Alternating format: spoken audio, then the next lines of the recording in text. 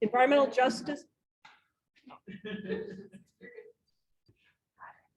Oh, there we go. So I'll start again. I'm going to welcome you all here for the Environmental Justice Seminar. And in particular, this seminar is hosted, created, imagined by NRAGS, the Natural Resources Association graduate students. So I'm just going to start by thanking you all for bringing us together over this semester and giving us an imagination of what is possible in terms of good seminars. It is supported by the Department of Natural Resources Management Graduate Program and the Department of Forest Resources and the Long-Term Ecological Research, MSP. Everybody knows what that is by now.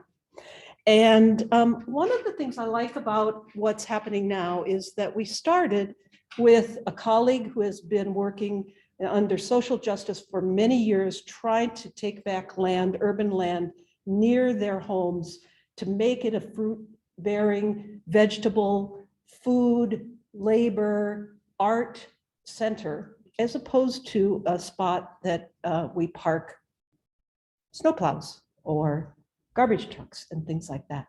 And I believe they gave the first talk, and yet we're going to now also talk about the possibility of both the past and the future related to urban gardens and the work but more from both a practice, but also from an ecological perspective with the skills and using those types of skills to do good analysis for our colleagues. So how a partnership between folks who are working with organizations and scientists can be vibrant and how we need to keep building it. So I think that takes care of me for the rest. I'm going to go back and listen to the talk and learn a lot, but we're going to introduce and more to come. Hello.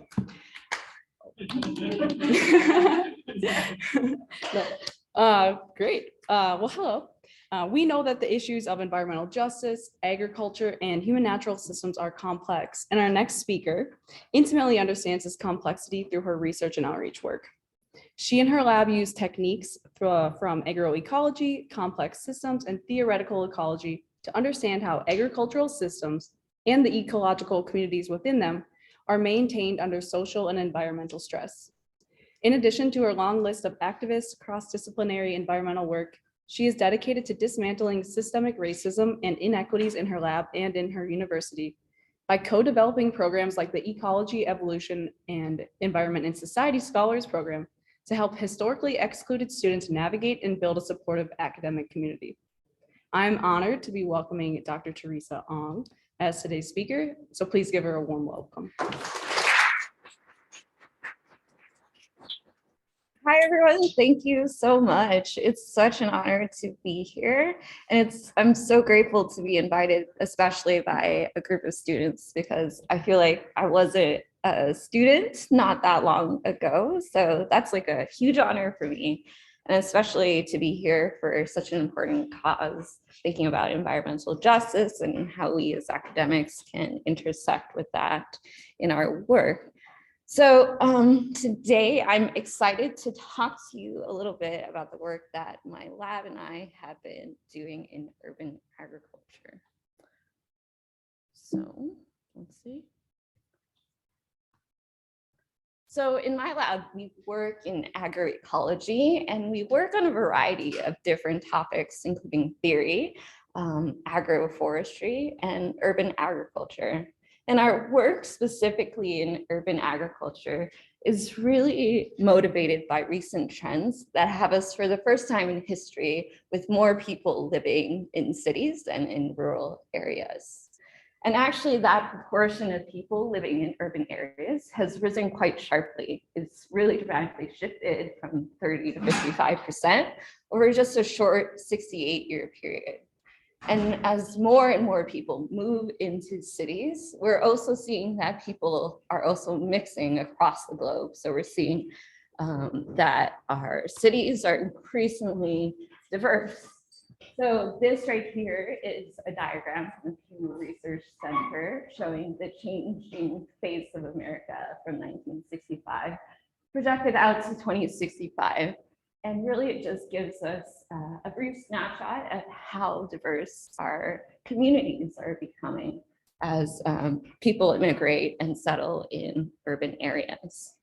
On the right here, I have specifically this infographic that was drawn up for Boston, where we do some of our work. And it shows the top 10 countries of the foreign-born population. And I think it really nicely sums up like how diverse these communities that we have in cities can be. So for many immigrants, both old and new, sense of belonging is often tied to food. And community gardens specifically are increasingly recognized as centers for community building in cities where people can grow food with cultural significance, as well as interact with others. So community gardens are these places where people come together and they can share traditions like horticulture, they can share traditions like food. And in addition to building these ecosystems, people are also building community in these gardens. So from an ecological perspective, urban ecosystems, at least historically, were ignored for some time, mainly because of these features, right? These systems were thought of as sort of non-pristine areas where we didn't want to study ecology or ecological questions because of all of these factors that were influenced by people. And also a lot of people assumed that cities were kind of ecosystems not worth studying because there was high levels of non-native species and in general lacking resources in other ways. But nowadays we're finding more and more about urban ecosystems that is counter to these previous assumptions. So Harrison et al. In 2014, they actually conducted a pretty big survey of 164 cities, looking at plants and birds across these cities, and found that actually the majority of species that they sampled were endemic to the regions that the cities were found. It's actually only really a small proportion of those species that are truly cosmopolitan. So thinking about birds, like, can you think of some birds that you've seen in cities that you think would be everywhere? Sparrows, house sparrows is one. Crows, actually this list is only 4, it includes rock pigeons, house sparrows, European starlings, and barn swallows. They're found in 80% of the cities that Harrison et al. Studied. And then for plants, 11 plants were found in 90% of cities. This one species of grass, Poa annua, was found in 96% of cities, which is pretty incredible. But really, the majority of species are actually from the regions that the cities are. But others would look at these results and still criticize the results, saying that it is indeed true that in cities, the density of those species tends to be much lower. And that really has to do with the specific factors that are constructing those cities. So land cover, we know, has a really important effect. So the percentage of impervious surface is usually used to measure land coverage to some degree, and also city age. But we know that cities vary. Some cities are greener than others. And so there is variance there. Another interesting study, Clavel et al. Produced in 2010, helps us to theorize a little bit more about why we're seeing certain trends in species compositions in cities. And this framework was developed to think about disturbance gradients and how cities being on the extreme in disturbance, when we think about levels of pollution or habitat fragmentation, tend to select for generalist species that could reduce complementarity and increase functional homogenization. So this is a concern for urban ecosystems if we are particularly interested in ecosystem services and the ways in which species can help us in urban areas. So, however, one thing that has been noted of late is that urban gardens in particular could actually represent hotspots of biodiversity within urban ecosystems. And this really is, I think, largely due to the cultural diversity that's present in cities. Because remember, these urban gardens are being constructed by people. And it's no doubt that that huge amount of plant biodiversity in urban gardens is due to the people that choose to grow those food and ornamentals as well. It's also true that urban gardens, because of their small scale and highly diversified forms of production, might help us in increasing the amount of biodiversity in urban gardens. So today I wanted to talk to you about 3 different projects that I've been working on, which are distinct, but I hope together help to tell a greater story about how I envision urban agriculture, environmental justice, and the work that we do across research, outreach, and education. So the first project specifically addresses this lingering question of functional homogenization in cities. And so we wanted to look specifically at what influences rare species diversity patterns in urban gardens, because we recognize that species that are rare might contribute more to functional diversification. So in this project, we're interested in both the social and ecological drivers of rare biodiversity. And we had 4 major questions. The first one was, what gardener characteristics influence rare plant biodiversity? So who's planting what in the urban gardens? Number 2, what local and landscape garden characteristics influence rare biodiversity? So things about the garden, how big the garden is, how it's structured, what is around the matrix in the landscape that the garden is. And then we also wanted to know whether rare plant biodiversity had any influence on other taxonomic groups that had ecosystem service provisioning potential. So specifically looking at birds and bees, which can provide pest and pollination services. And then we wanted to know if there was any association between rare species across these taxonomic groups. So this was a large collaborative project that I did with the Biodiversity of Urban Gardens Bugs group, which you'll find out later is actually a quite common acronym for people working in urban gardens.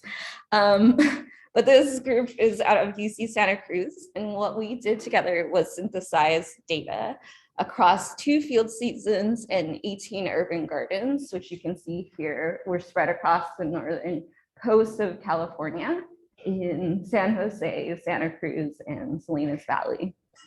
And so in each of these gardens, we interviewed gardeners using USDA food insecurity surveys, which are simple, but are standardized and have been used in a lot of different studies. And we also additionally asked gardeners about the plants that they grew in their gardens, which species of plants they grew.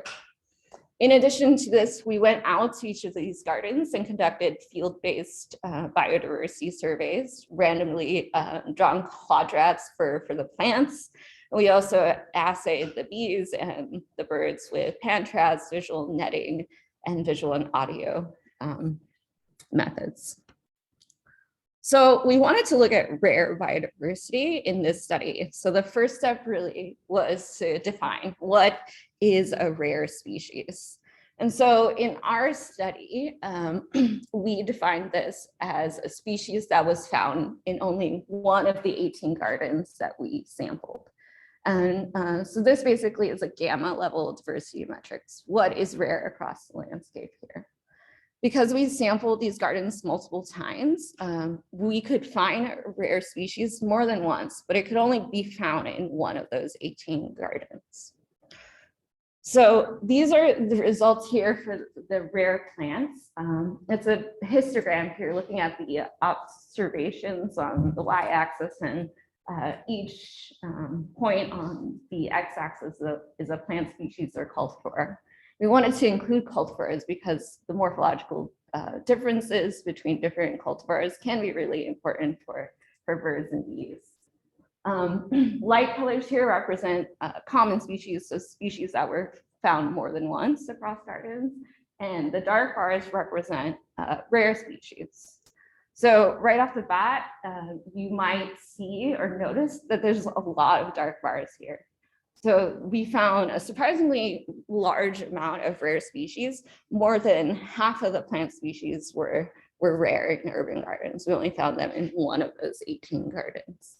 So some examples of the plants, and because these were randomly drawn quadrats, they landed anywhere in the plot. So it could include corridors, it can include the plots as well. So we found New Zealand spinach as a crop, ice plants as an ornamental, and chicory as a weed. And first you might see these species and think, oh, are these rare species? And that's really important as well, because in these urban gardens, these rare species are not necessarily of conservation concern or specialists. We're finding these species occurring at really low densities in our urban gardens. But we think that that still might play an important functional diversification role if they're locally rare. So for example, in this graph, this is also rare plants, but this was the rare plants that we calculated from our surveys of the gardeners, where we asked them what they specifically grew. So in this plot, there's only crops and ornamentals because they're not going to report the weeds in their gardens. And what's interesting here, some example, taro as a crop, amaranth as an ornamental was rare.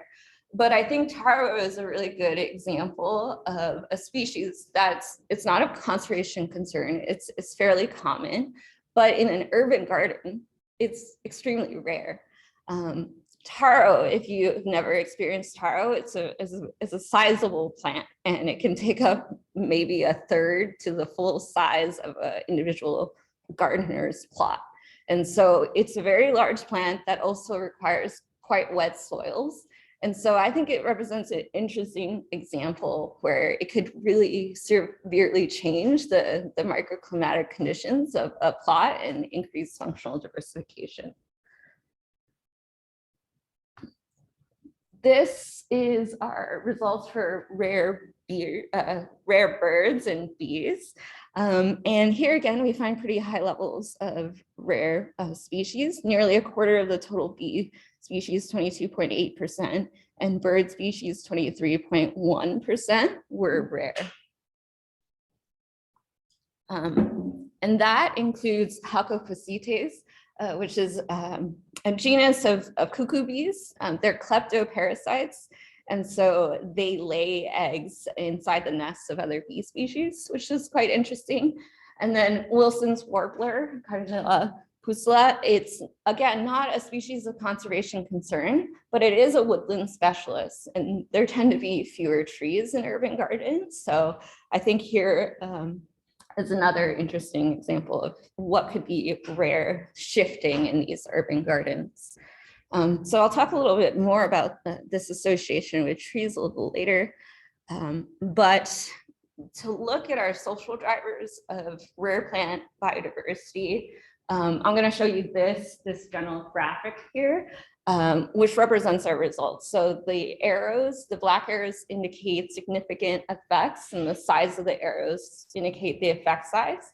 Then we have the direction indicated by the plus or minus sign. Blue lines are marginally significant at the 0.1 level.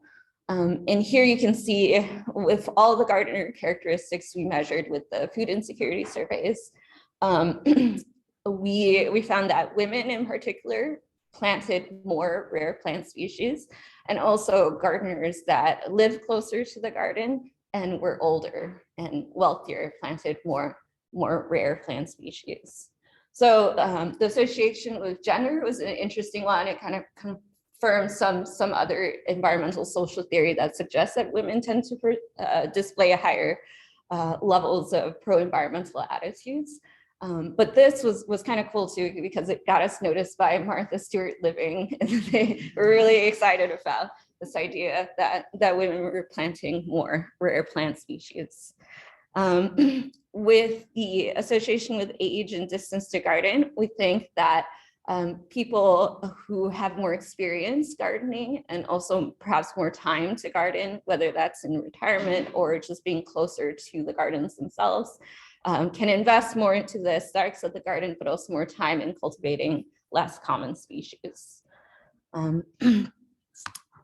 Then for local and landscape drivers of rare biodiversity, we found different factors. So garden age and bare soil had negative impacts on rare plant species. So the younger gardens and the gardens with less bare soil had more rare plant species. And we take this to mean that if you have a messy garden, it's actually probably going to increase how many rare species you have just by the accumulation of weeds that grow. And that was an interesting result. Urban was only marginally significant, and it had kind of conflicting results. Negative associations with plants and birds, which kind of typically what you would expect for having more concrete impervious surface. But for bees, this is something interesting and a result that we've noticed in other taxonomic groups, where sometimes urban gardens can be real resources for species, because they represent sort of oases within the city, depending on what's surrounding the garden. And for the specific factors, canopy cover was very important for bee species. And here that's in particular some of the species that we looked at, the rare species Megachilidae, which is a leafcutter bee. So tree resources being important here again. For birds, garden size is very important, which again makes sense for the group where we know territory sizes can be really important. And then what was really exciting is that we also found positive correlations between all of the taxonomic groups across our rare species. And so there may be these cascading effects of plant communities on birds and bees, where, where you find rare plants, you're also going to find more rare species of bees and birds as well. So far we have this picture of how people are constructing unique urban ecosystems in these urban gardens. But we also know that neighborhood gardens are building communities of people as well. And for all is good, we may expect that gardens should just be everywhere, that people should be wanting to grow gardens all the time. And indeed, we do see that gardens appear. One of my favorite pastimes is just looking at maps and seeing where gardens are across the landscape. And if you follow these gardens over time, sometimes you notice, though, that they disappear, right? We see them disappearing and being replaced by development. And sometimes, people support this by as being an important economic service or public service to people. But other groups argue that urban gardens are really important to preserve for all of these ecosystem services that they provide. However, the fight for urban garden land security is not really easily won. And that leads me to project 2, which is focused more on urban garden dynamics. So as part of my research in Santa Cruz, I partnered with the Community Agroecology Network to conduct bioblitzes with their youth group called Growing Justice. And this youth group is a really interesting group. It is a group of students whose families are farm workers, and a lot of them themselves are farm workers in the Northern California region. And they actually rely a lot on the urban gardens that we study for food security.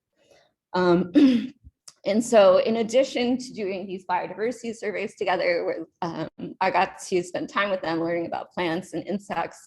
We also worked together on an art project where we story mapped the history of land use change in their neighborhoods. So together, basically, I printed these big maps and we talked about their memories in the space of what they remember changing, what they remember about their landscapes. So I want to play a couple audio clips of one of the students talking about this site right here, which was a vacant lot in their neighborhood. There's nothing there, it's just like abandoned land. So it doesn't like Can I claim it? belong to these people. I don't know, this is everything, and I don't know what they're gonna do with this. We always thought that they were gonna build more houses, which they did right here, but I don't know still what they're gonna do with these areas. So here he's just talking about kind of the persistence of these vacant lots in the neighborhood. And here they're going to talk specifically about this site, which is the urban garden. Place used to be also with like a lot of violence and gangs. Some people like probably have memories like passing by there, but just seeing like the old what's it called? Like the old environment right there. Like you remember how it used to be just like nothing. So probably some people still think that there's no garden, it's just like the same thing. But that's why nobody really tries to like use it because they don't know about the garden. So I found this super interesting, talking about this urban garden as existing and has changed from this area that was known to be very violent in the past and dangerous, but a lot of people maybe ignoring it and not knowing of its existence because of that history. So this inspired some of the work that I did to look at exactly what's happening in these landscapes, what is happening specifically to urban gardens.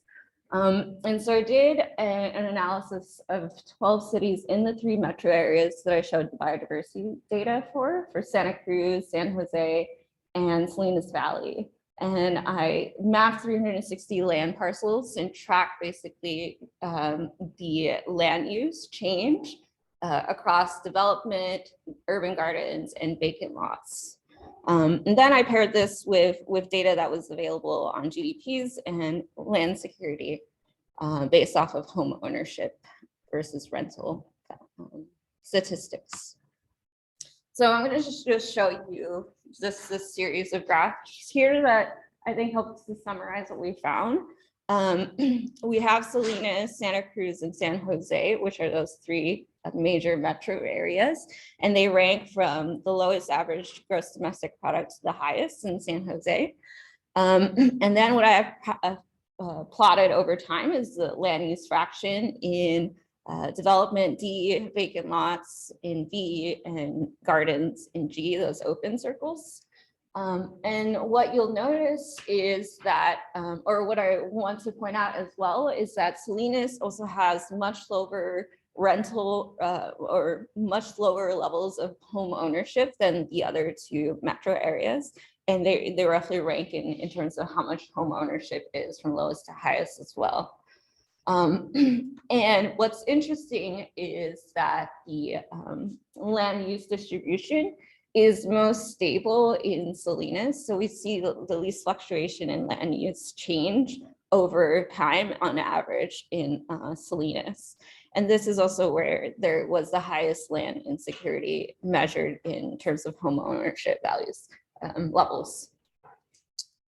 So this is interesting, right? So it leads me into some of the research that myself and my lab are currently working on today, which is project 3, thinking about land tenure of urban gardens and how that might potentially influence garden composition. Because you can imagine if you have an urban garden, but that garden might potentially disappear, that presumably has an impact on whether you're going to plant certain species, for example, trees. So we wanted to look at this a little bit more closely, especially because we know that perennial species can provide a lot of benefits from an ecological perspective. They help with carbon sequestration, biodiversity, soil stability, a number of other factors. I think less appreciated from a social perspective, they also can provide a lot in terms of permanence and expression or form of tenure in the landscape. And so these are some of the questions that we were thinking about in this project, which address these specific ones. First, whether trees and perennial plants are associated with garden tenure, what affects the abundance and diversity of perennial plants in urban gardens, and whether trees and perennial plants are equitably distributed. So for this project, we worked in Boston, which is a city with a really long history of urban agriculture. When I first moved out to the Northeast, I really was excited because I wanted to work in urban agriculture in Boston specifically. And that's largely because the history of urban agriculture is quite long in the US. It's actually replicated many times globally, but in the US, it kind of goes up and down over time in history.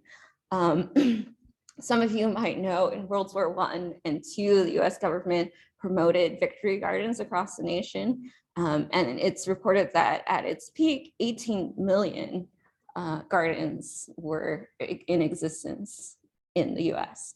Quick question, how many of you think, or how many do you think remain today?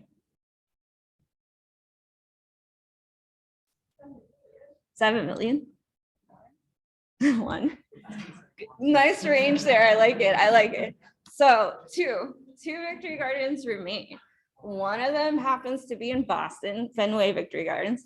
Guess where the second one is? Minneapolis. Dowling Community Garden in Minneapolis. Pretty crazy, right? A good place to give this talk, I think. So I was really excited to work in Boston, where one of those gardens is, because I'm interested in these garden dynamics over time and what kind of makes gardens persist versus not. So for this project, I worked in collaboration with a group called the Trustees.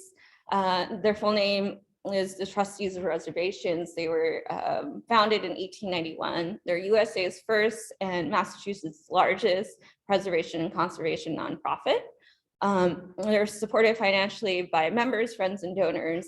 And what they do for the urban gardens is they provide financial and physical support for the gardens, infrastructure primarily. These gardens, I have to say, I've seen a lot of gardens across the world now, urban gardens, and these gardens, I have to say, are pretty crazy. They have granite like borders in their plots, so it's kind of saying a lot about the infrastructure that this institution can help provide. This is a picture of Boston here. We did our study in 38 of the Trustees urban gardens, sampled across 8 of the neighborhoods in Boston. And then within each of these gardens, we took 10 random plots. And those plots are the units that are governed usually in the choices of the planting and the maintenance of single family units or friends, whoever has rented that plot. And then within each of these plots, we counted all edible plant species, identified them, classified them as perennials or annuals, and we did the census 3 times, spring, summer, and fall in 2021.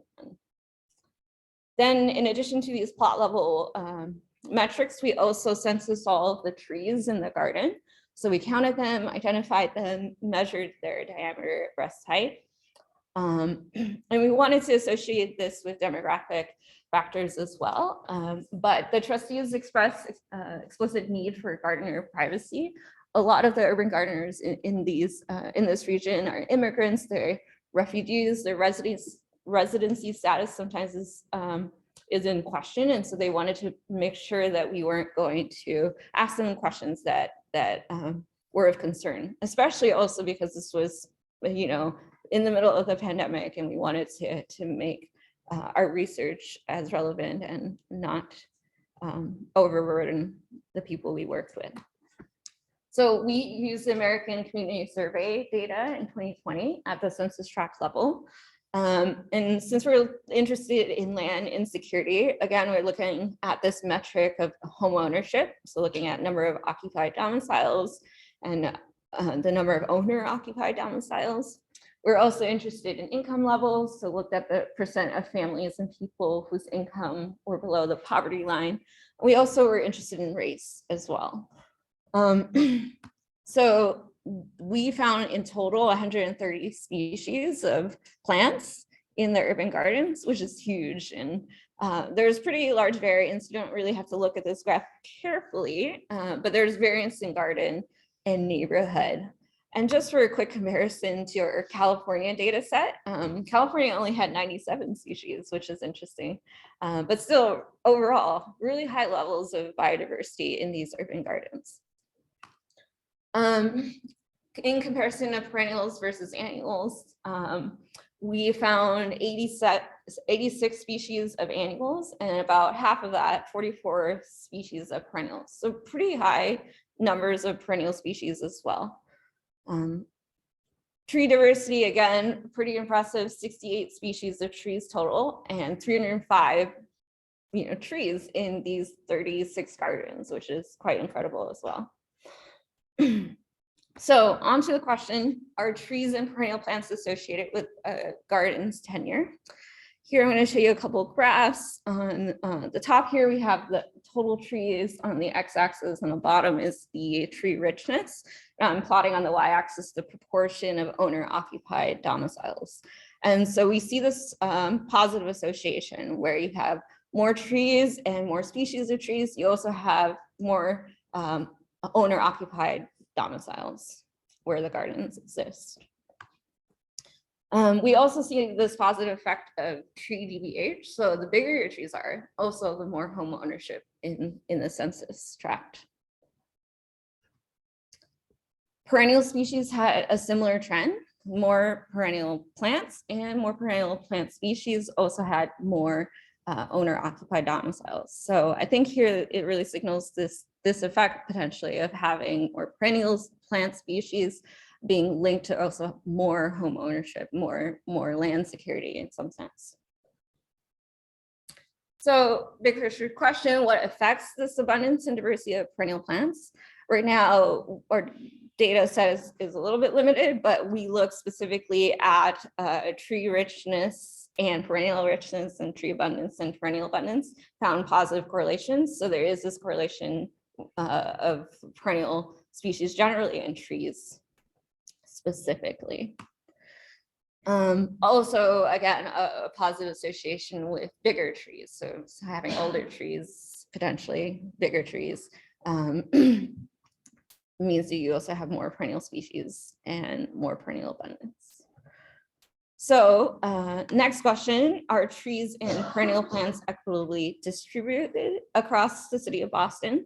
And here I'm gonna show you some crazy graphs, but on the x-axis here we have the total trees or the tree richness, and then on the y it's the population of people that identify in one of these racial groups, Hispanic or Latino, white alone, Black or African American, etc. But what you'll notice right away is some really interesting and clear trends, particularly census tracts with that orange line here, that's the white alone population. So more higher proportions of white populations indicate that those neighborhoods have more trees and more species of trees as well. So that is unfortunate, especially considering that the next line here, the yellow line, represents the Black or African American population. So census tracts with more Black or higher Black populations have fewer trees and fewer species of trees as well. That trend also exists. The next line is Hispanic or Latino. And the other lines tend to go down as well for most of the groups. And those are combinations of different racial identities. But they're a little bit harder to tease apart given lower sample sizes there. For perennial species, this is also inequitably distributed. So you, again, find that same sort of trend, especially with white and Black populations, where census tracts with higher proportions of white people have more perennials and more species of perennials, but census tracts with more Black populations have lower. So no, these trees and perennial plants are not equitably distributed across the city of Boston. We wanted to look specifically a little bit more deeply in the species composition within the gardens. And so this is an NNPS plot of the different species in each of the gardens in all of these neighborhoods of Boston. So each of the colors represent a different neighborhood here. And we see two basic clusters that are coming out here. One that is more composed of annual crop species. So you might recognize some of these species. There's corn, there's peppers, there's eggplant on the left here. And then on the right, it seems to be more species of perennial herbs like salvia, rosemary. I think we have lavender on the right. So we have these two distinct sort of communities of plants that are being grown. And they're being grown by different human populations, human communities. On the left here, it's the Black Native American and also families and people under the poverty line are growing more of these annual crop systems. And on the right, you have more white populations growing these perennial plant species. And this, is a result that I think, though, really needs some social and political context. And so I wanted to examine a little bit more about how these different communities in Boston were being built. And so I'm going to highlight one of these groups, South End here, which represents the neighborhood here, which clusters towards more perennial plant species. And I want to understand a little bit more about how this community was constructed. So to start, it's important to know that this group that I'm working with, the trustees, they only actually acquired the gardens that we're working with in 2014. Prior to that, those gardens were part of this other group called BNAN, the Boston Natural Areas Network. And this group was established in 1977, and it was a community-led group that was really the group that spearheaded the construction of the gardens and like preservation of gardens from development by this other entity called Boston Redevelopment Authority, the BRA, which was trying to basically clear slums in Boston at some period and eliminate these urban gardens that had been constructed over vacant lots in the city. So the trustees, the reason that the trustees now govern these gardens is largely due to the financial and resource hardships that these community organizations had in supporting their urban gardens. But community tensions still exist as ownership transferred from community-led organizations to the trustees. Focusing in on a specific garden within the South End, the Wooster Street Garden, it's actually a multi-ethnic community, and it has been considered that for some time since the 70s. And they actually have a group called BUG, the Boston Urban Gardeners, which were established, they actually established a land trust to preserve the garden there. And so this was thought to be a really innovative model of community land trust model, where basically that garden became property of the community. But a lot of critics argue that this is just the city's way of shirking its responsibility to the community by passing off the stewardship and resource management of that land to the people that have fewer resources to support it. The South End has a very interesting history. It's marked by a lot of the economic declines and changes that the US in general has faced. So in 1884, there was a panic that was a recession turned into a depression. In the 1940s, that's when the South End really had this characteristic increase in diversity, where rooming houses were built to welcome new immigrants, Black LGBTQ people. But at the same time, there was a huge wealth exodus and poverty increased in the neighborhood. And then shortly after that, in 1955, the BRA started to clear those slums. And that's when the community gardens that were built by these communities started to be at risk for development. But the South End has a rich history of still supporting its neighborhoods. In the 1960s, settlement houses were built to maintain connections between people across racial and economic lines. And the South End now today is one of the wealthiest neighborhoods in Boston. And it does lean on that edge of having higher proportions of white populations in the city. And this Wooster Street Garden today actually happens to be Boston's most Instagrammable house. It's very beautiful. It's actually one of the only remaining carriage houses in the neighborhood, and it abuts the garden. And so this garden was established in 1976, and the residents in the house, Norman Reddy and her descendants, are still active in the neighborhood. They're still active in the garden. So it, I think, says a lot about what this garden is, what this garden has been over time, and how gentrification has changed and communities have changed in the garden. But people are still there. So I wanted to understand a little bit more about how this influences, you know, how communities of people are also changing in conjunction with these plant communities that they're constructing over time. And this is a really rough graph of the deviations between species in each of the plots of the gardens.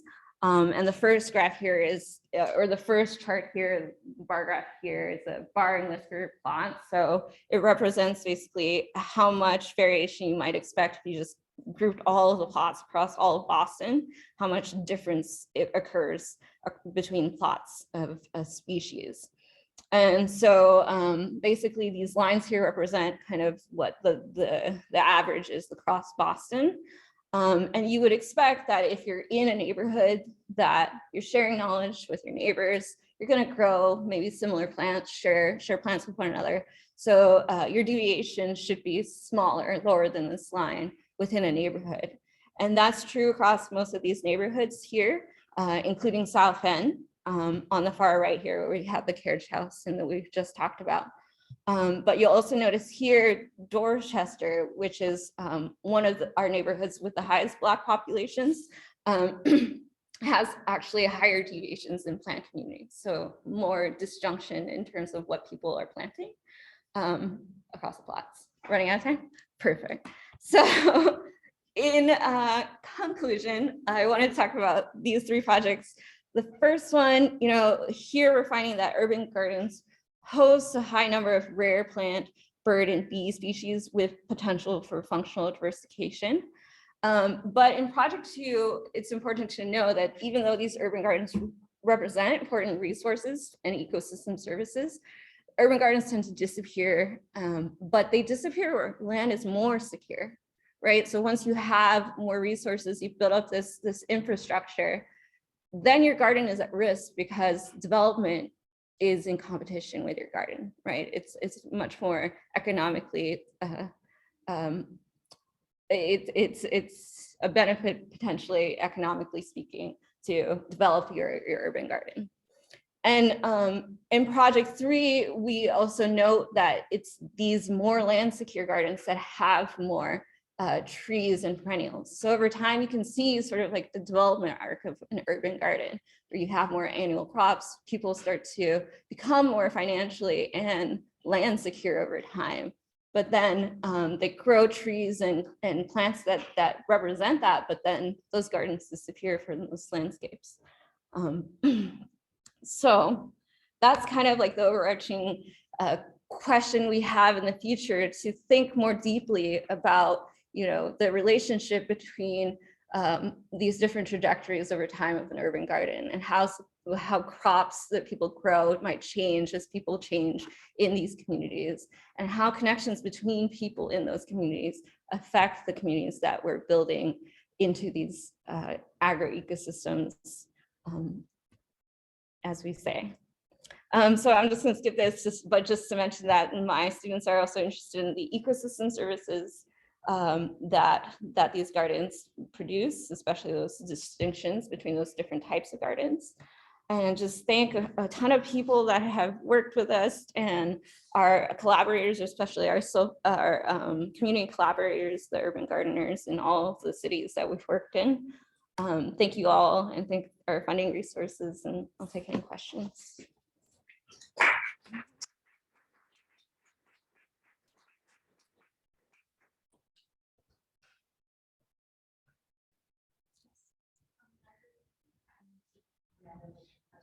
On that question of the land trust, and it seems like it's kind of a good question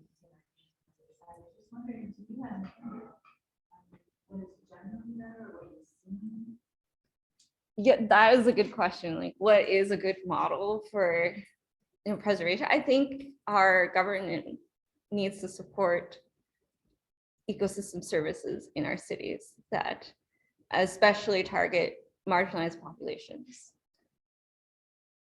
Yeah, that's my personal opinion. Yes.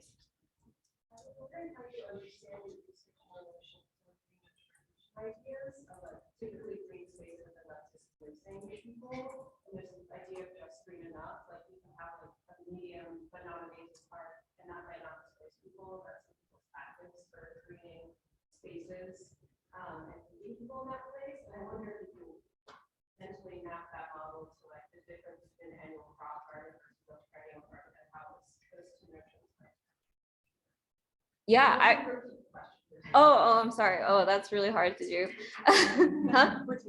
Okay, but the question was, how do you mentally map this idea of like what is just green enough, and how can we keep sort of urban green space preserved? Right? Is that generally what the question was? I think that is hard, right? It's very similar to this quote that I played for you all, where they're talking about these gardens that exist, but nobody notices that they're there. And I think that that's partly beautiful because it means that garden has probably higher preservation potential, but it's also sad because it means that less people are enjoying it, less people are appreciating the benefits of that garden.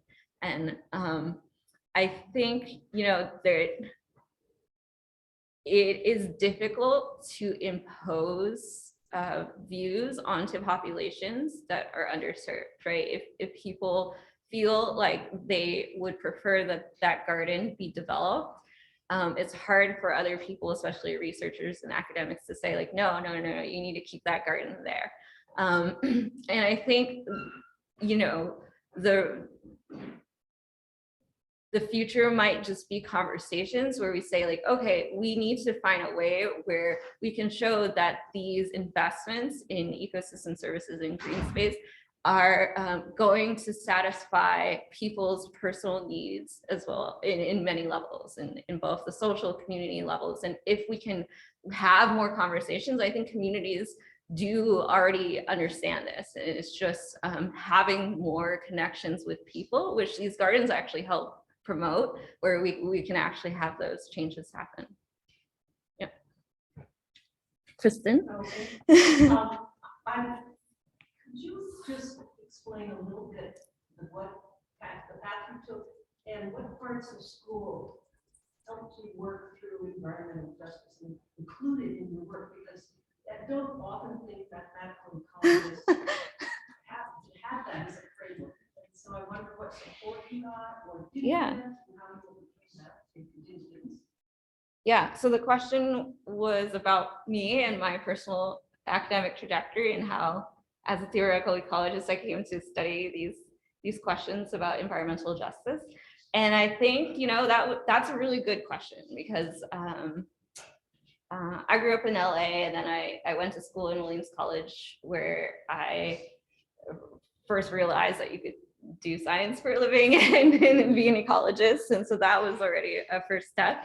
But my beginning training in ecology was definitely not social or political in any sense. I think once I started grad school, I was in a program that supported people from backgrounds that weren't necessarily moving towards academic futures. And so that already was a huge stepping stone for me, to be surrounded by people who could be role models for myself in these different career paths. But then the course that I took that really, I think, changed things was a skill ecology course in Michigan taught by my future advisors. I didn't have to choose advisors at that stage when I was a master's student, which I think was huge for me because I wasn't really sure what I wanted to study, except that I liked ecology, generally speaking.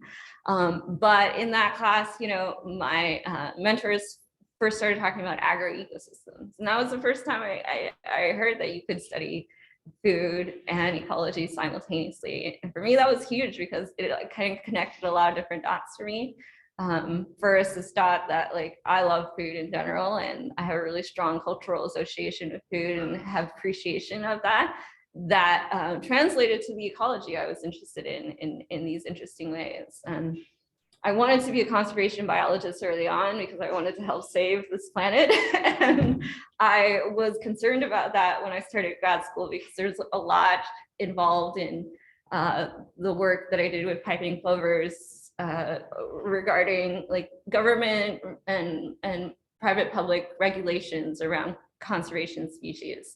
And I just realized you can't solve ecology problems without people. Like you really need to understand people if you want to work in these spaces. And farming just made sense. Like people love food, and that's how you start to connect the dots with people. And I felt that really strongly, and I hope that that I can get that across to other people as well in my work.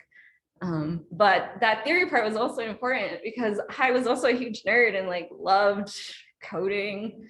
And I don't know why, but like my professor noticed that I was really good at those things, and that's why I pursued theoretical ecology as well. And so it's a rare combination for sure, but it's my combination. Yeah. We have a question on Zoom that might go along with you loving the modeling portion. The question is, given your expertise in mathematical modeling, how can urban ecology phenomena be modeled and incorporated into the existing theoretical framework of ecosystem ecology?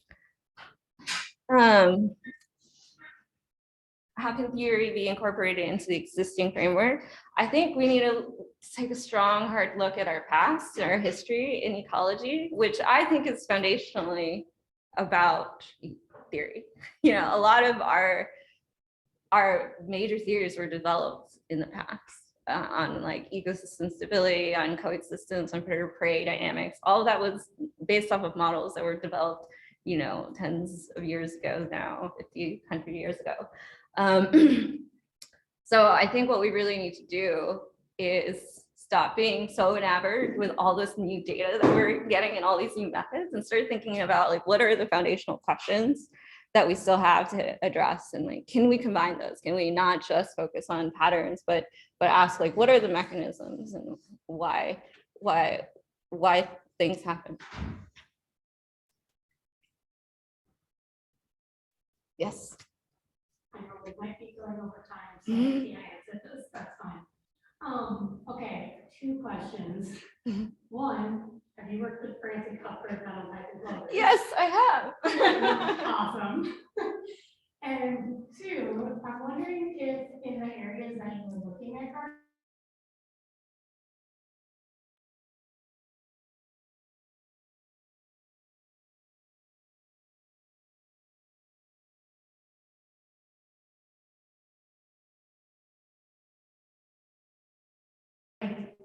so like say you're in Southern California, like plants that might be from another region globally, and that really matched up with that habitat and environment well? Yeah, it's a really good question. Well, the first question was just whether I worked with Francie Cuthbert on piping plovers, and the second one was about whether I think about like the specific regions and the species composition of urban gardens of the region. The first one, yes, that was my master's, like my first summer master's project, where we have kind of that master's program I was in had a summer program where we got to like work with a different mentor. And you know, Michigan has a biological station and they do piping plovers there. And I wanted to do conservation biology, so they matched me with her. But the second one, the second question, that is a really good question. I think it's something that we should definitely explore more. I think there's a lot of potential, especially in urban ecology, to do more cross-city comparisons. We and you guys have the LTER and are a good example of how we need more information across cities to say anything about cities and as ecosystems. But that is definitely one step. It's really fascinating to me to look at urban gardens in Boston and see that they could actually be more diverse than the gardens in California. And I could see that being for many reasons. You know, these gardens are they're starting and stopping every season, and so they kind of like there's a sort of a new influx of people, perhaps. There's also a new influx of species and things that people try out. That could have a component to it. There's obviously climatic differences, but not necessarily appreciated by gardeners. Like some people love to try things out, right? You know, like I saw what aloe plants being grown in Boston urban gardens in the summer. And I don't know, some of them survive the winter even, and it's pretty crazy what people can do in these spaces if you're just willing to experiment. Yeah. Probably have to wrap up for now, but if anyone has any more questions, we will be having happy hour at Urban Growler at 6. We also have a student reception upstairs in room 320. Okay, and we'll have pizza at room 326 if anyone wants to join us there.